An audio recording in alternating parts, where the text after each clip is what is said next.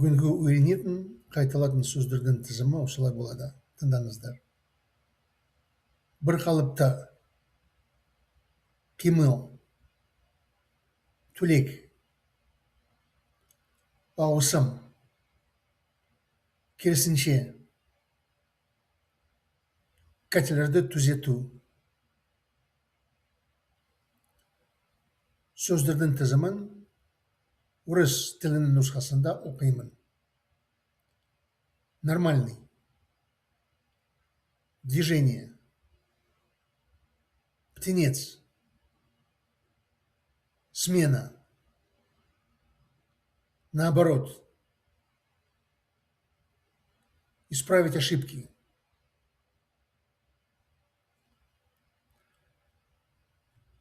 Сөздердің тізімін қолданып, шығармамды жазамын.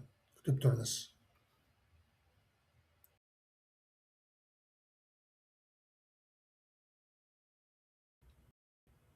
Шығармамды жазып, сіздердің назарыңызға ұсынамын. Тыңдаңыздар. Қарапайым мектептің бір қалыпты жағдайы. Мектеп бір ауысыма барлық балаларды сыймай жатты.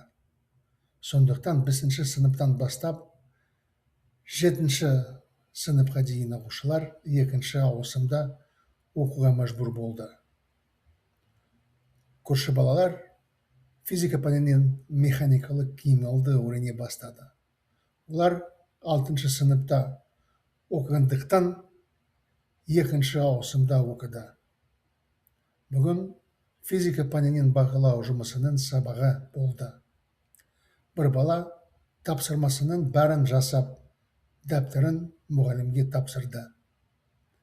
Келесі күні емтихан нәтижелері сыныпта талқыланды. Олар әдеттегідей бір қалыпты болды.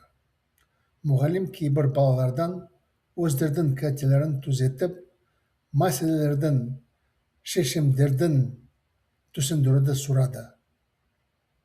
Мұғалім жас жігіт болғандықтан балаларға көп уақытты арна алады. Ол да осы мектептің түлегі болды екен.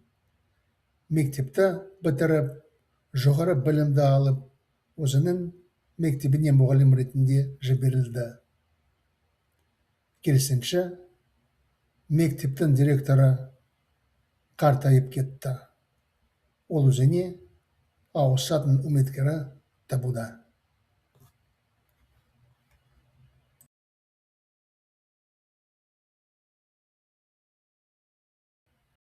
Келесі жаттығуда синхрон аудармасының жасауды тырысайық.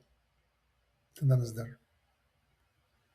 Обычная ситуация в обычной школе. Школа не вмещала всех детей в одну смену, поэтому ученики с 5 по 7 класс были вынуждены учиться во вторую смену. Соседские дети начали изучать механическое движение по физике. Поскольку они учились в 6 классе, они учились во вторую смену. Сегодня была контрольная работа по физике. Один мальчик выполнил все свои задания и сдал тетрадь учителю. На следующий день результаты экзамена обсуждались в классе. Они были, как обычно, нормальными. Учитель попросил некоторых детей исправить свои ошибки и объяснить решение задач. Поскольку учитель был молодым человеком, он мог уделять детям много времени. Он, оказывается, тоже был выпускником этой школы.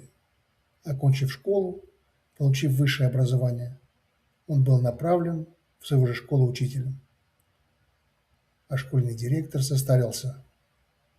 Он ищет преемника на свое место.